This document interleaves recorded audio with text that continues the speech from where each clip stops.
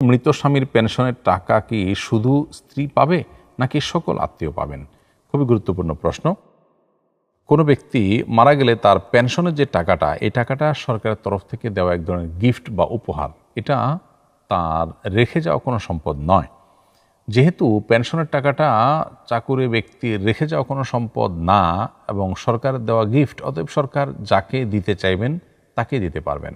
কোনো কোনো ক্ষেত্রে শুধু স্ত্রীকে, কোনো কোনো ক্ষেত্রে স্ত্রী এবং প্রতিবন্ধী বা বিশেষ সন্তানদেরকে সাধারণত পেনশনের টাকা দেওয়ার সরকারিভাবে নির্দেশনা থাকে, পারমিশন থাকে, সুযোগ থাকে।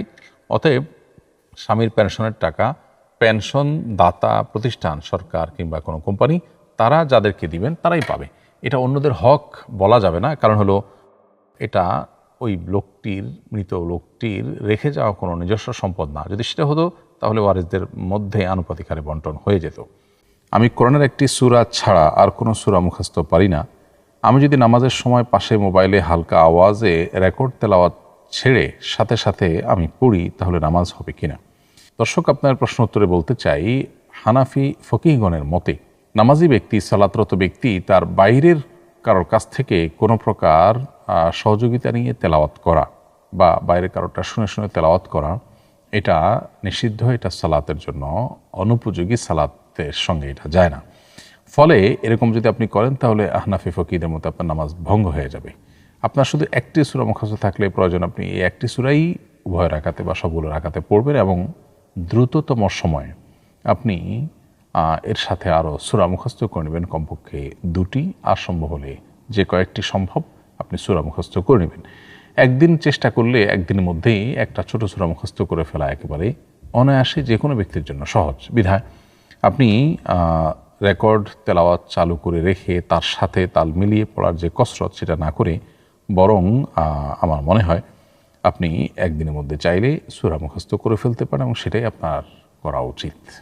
কোনো মহিলা যদি এমন পাতলা ওড়না পরে নামাজ পড়েন যার ভেতর দিয়ে চুল স্পষ্ট দেখা যায়, তাহলে তার নামাজের কোনো সমস্যা হবে কিনা? প্রিয় দর্শক, মেয়েদের জন্য নামাজের মধ্যে তার মুখমণ্ডল, 2 হাতের কবজি এবং 2 পায়ের পাতা, এগুলো ছাড়া বাকি পুরো শরীর তাকে ঢেকে সালাত আদায় করতে হবে। এই পুরো শরীর ঢাকার মধ্যে মাথার চুলও কিন্তু অন্তর্ভুক্ত। অতএব মাথার চুলও কিন্তু ঢেকেই নারীদেরকে সালাত আদায় করতে হবে। এখন যদি এত পাতলা ওড়না পরে কোনো নারী সালাত আদায় করেন যে তার ওড়না থেকে পরিষ্কারভাবে চুল দেখা যায় বা একইভাবে শরীরের কোনো অঙ্গ দেখা যায়, তাহলে সেক্ষেত্রে সেই ওড়না পরে সালাত আদায় করলে সালাত হবে না। কারণ সে ওড়না পরা আর না পরা সমান। অঙ্গ আবৃত রাখার যে নির্দেশনা এই ওড়না দ্বারা সেটি পালিত হচ্ছে না। ফলে সদর ঢাকার ফরজ আদায় না হওয়ার কারণে নামাজ হবে না, বরং সে নামাজ তাকে পুনরায় পড়তে হবে যদি তিনি এরকম ওড়নায় কোনো সালাত আদায় করে থাকেন। আমি মোবাইল ব্যাংকিংয়ের মাধ্যমে আমার বোনের কাছে যাকাতের টাকা পাঠাই, সে উঠিয়ে উপযুক্ত ব্যক্তিদেরকে দেয়।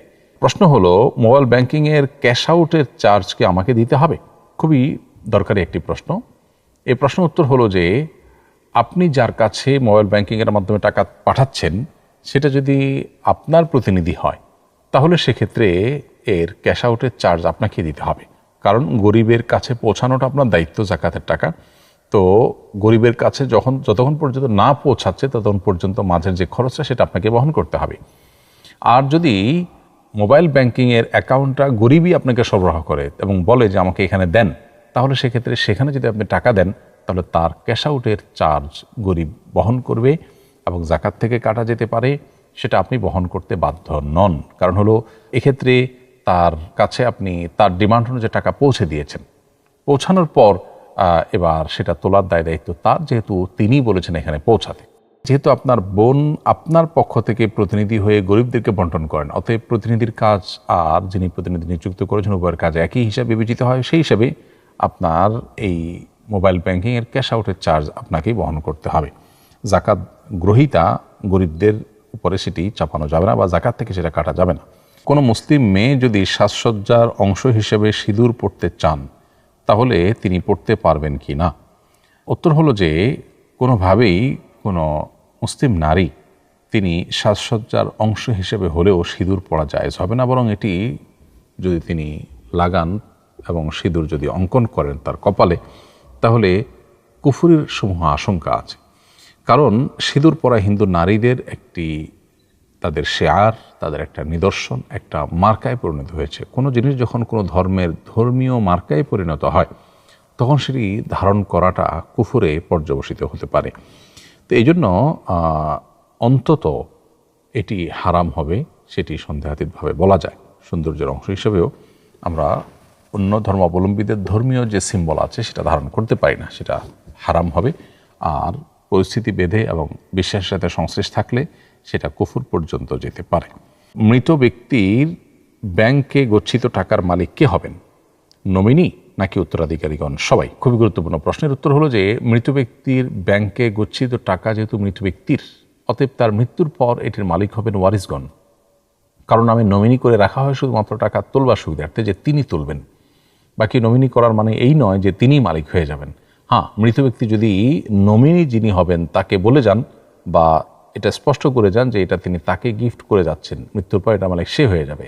তিনি যদি ওয়ারিস হয়ে থাকেন তাহলে মৃত ব্যক্তির সেই ওসিয়ত কার্যকর হবে না, যথারীতি সেটা ওয়ারিসদের মধ্যে বন্টন হবে।